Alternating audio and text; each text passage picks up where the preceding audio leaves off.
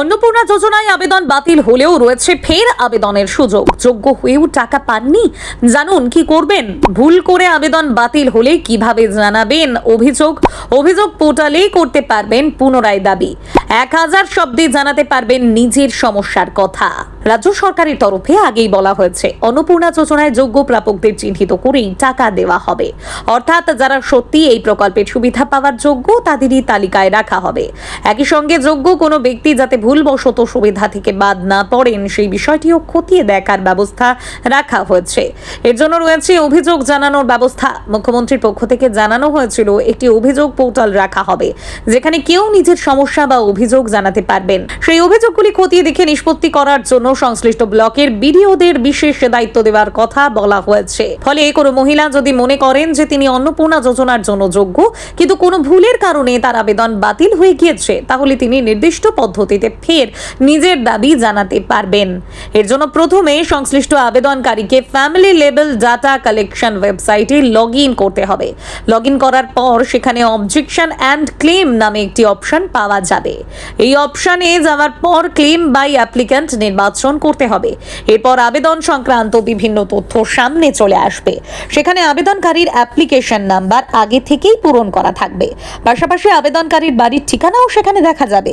আবেদনকারীকে নিজের তথ্যগুলি ভালোভাবে দেখে নিতে হবে। এরপর নিচের দিকে পরিবারের সমস্ত সদস্যের নাম দেখা যাবে। যে মহিলার অন্নপূর্ণা যোজনার আবেদন বাতিল হয়েছে তার নাম নির্বাচন করতে হবে। নাম নির্বাচন করার পর পুনরায় আবেদন করার কারণ জানাতে হবে, যেখানে মূলত দুটি কারণ বেছে নেওয়ার সুযোগ রয়েছে। প্রথম কারণটি হলো আবেদন করার সময় যদি কোনো ভুল তথ্য দেওয়া হয়ে থাকে, অর্থাৎ আবেদনপত্র পূরণ করার সময় কোনো তথ্য ভুলভাবে দেওয়া হয়েছিল এবং সেই কারণেই আবেদনটি বাতিল হয়ে থাকলে সেটি উল্লেখ করা যাবে। দ্বিতীয় কারণটি হলো আবেদনটি যদি ভুল করে নাম মঞ্জুর হয়ে থাকে, অর্থাৎ আবেদনকারী যদি মনে করেন যে তিনি সমস্ত নিয়ম পূরণ করলেও কোনো ভুলের কারণে তার আবেদন বাতিল হয়েছে, তাহলে সেই কারণটি নির্বাচন করতে হবে। এরপর রয়েছে মন্তব্য বা কমেন্ট করার জায়গা, যেখানে আবেদনকারীকে নিজের বক্তব্য বিস্তারিতভাবে জানাতে হবে। কেন আবেদনটি পুনরায় বিবেচনা করা উচিত, কি ভুল হয়েছে এবং কেন তিনি নিজেকে যোগ্য মনে করছেন, এই বিষয়গুলি সেখানে উল্লেখ করা যেতে পারে।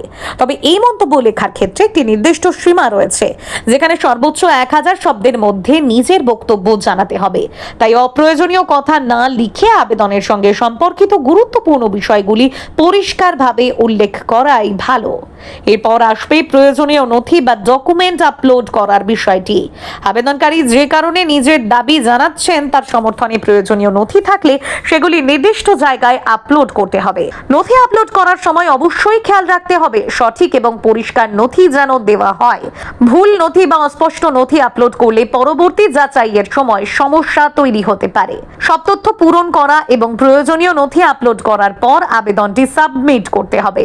সাবমিট করার আগে একবার পুরো ফর্মটি ভালোভাবে দেখে নেওয়া উচিত। কোনো তথ্য ভুল করে দেওয়া হয়েছে কিনা, নির্বাচিত কারণটি সঠিক কিনা এবং প্রয়োজনীয় নথি আপলোড হয়েছে কিনা সবকিছু যাচাই করে তারপর আবেদন জমা দেওয়া ভালো।